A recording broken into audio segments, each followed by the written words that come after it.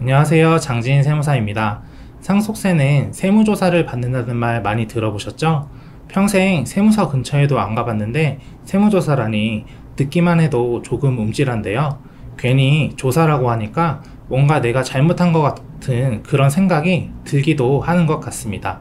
그러나 상속세 세무조사는 피할 수 없는 것이기 때문에 정확히 알고 대비하는 것이 꼭 필요합니다. 그래서 이번 영상에서는 상속세 세무조사에 대한 전반적인 내용들을 설명드리면서 제가 일선 세무서, 지방국세청 상속세 세무조사 대응 업무를 진행하면서 알게 된 대비 방법까지 모두 알려드리도록 하겠습니다. 우선 상속세 세무조사는 왜 나오는 것일까요?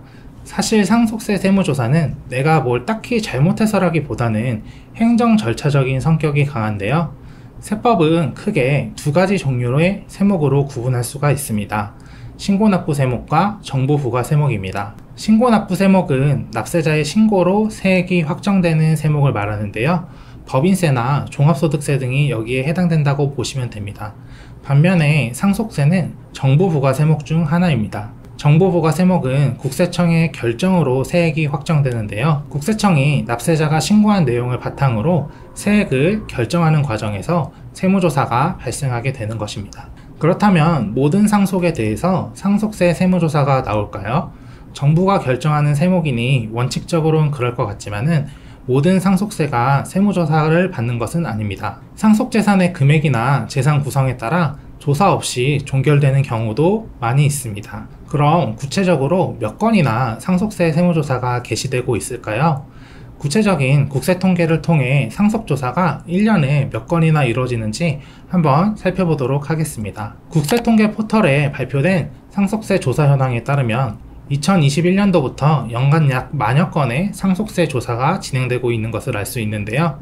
이때 조사를 통해서 추가 부과된 세금은 2023년도 기준으로 연간 1.1조 원의 세금이 부과되고 있는 것을 확인할 수 있습니다. 그렇다면 상속세 세무조사는 언제 어디서 받게 될까요? 상속 재산의 금액에 따라 조사 관할이 달라질 수 있는데요. 재산가액이 60억 원 이하라면 피상속인의 사망일 당시 주소지 관할 세무서에서 조사가 개시되고 60억을 초과한다면 상급기관인 관할 지방국세청에서 조사가 개시됩니다. 그리고 조사 개시 시점은 과세관청의 업무량에 따라 조사 시기가 상이하기 때문에 딱 잘라 말씀드리긴 어렵지만 일반적으로 지방국세청 조사는 법정 결정기한인 9개월 이내에 개시가 되고 일선 세무서의 경우 업무량에 따라 1년에서 2년 정도 사이에 나오는 경우가 많습니다. 상속세 세무조사가 개시되면 어떤 내용들에 대해서 세무조사를 받게 될까요? 크게 세 가지 정도로 요약할 수 있습니다. 첫째, 상속재산의 누락 여부와 평가의 적절성 여부. 둘째, 상속공제의 적용의 적절성 여부.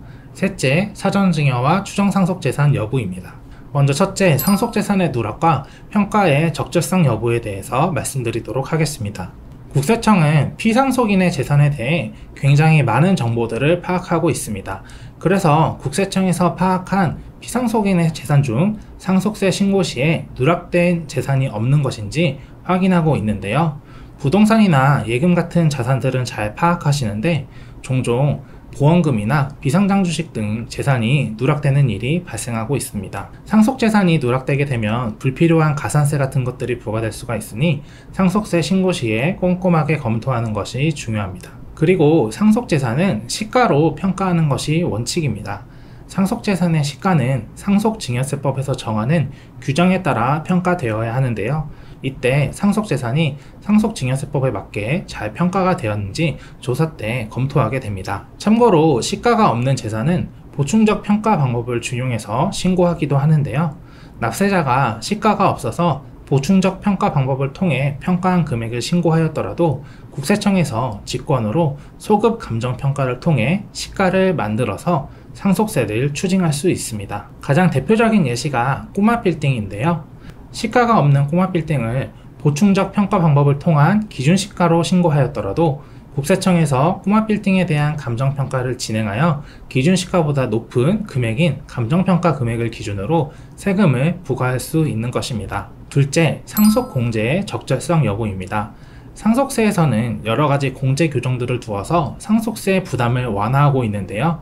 다만 이런 공제들은 각각 법에서 규정하는 요건들을 만족해야 되기 때문에 이런 공제들이 요건들을 충족했는지 검토하게 됩니다. 예를 들어 최소 5억 원에서 최대 30억 원까지 공제를 받을 수 있는 배우자 공제의 경우 상속 재산의 분할 기한까지 상속 재산을 분할하고 이를 신고하여야 하는데요. 이때 등기 등록이 필요한 자산은 실제로 이를 완료해야 됩니다. 이를 지키지 않는다면 상속 공제를 적용받을 수 없는데요. 상속 조사 시에 이런 내용들이 적절히 잘 이행되었는지 검토하게 됩니다. 이외에도 가업상속공제, 영농상속공제 또는 금융상속공제 등 여러가지 상속공제 내용들에 대해서 적절하게 신고가 되었는지 검토하게 됩니다. 셋째, 사전증여와 추정상속재산입니다. 어쩌면 가장 중요한 내용일 수도 있을 것 같은데요. 먼저 사전증여 재산에 대해서 말씀드리자면 국세청에서는 상속세 세무조사 시에 피상속인의 10년치 금융거래 내역을 조회하게 됩니다. 이때 금융거래 내역을 조회하면 특수관계인, 즉 가족 간 거래한 내역이 모두 조회가 되게 되는데요. 가족에게 이체된 금액 중 증여 혐의가 있는 것으로 추정되는 금액에 대해서 사전증여로 보아 증여세와 상속세를 부과할 수 있습니다.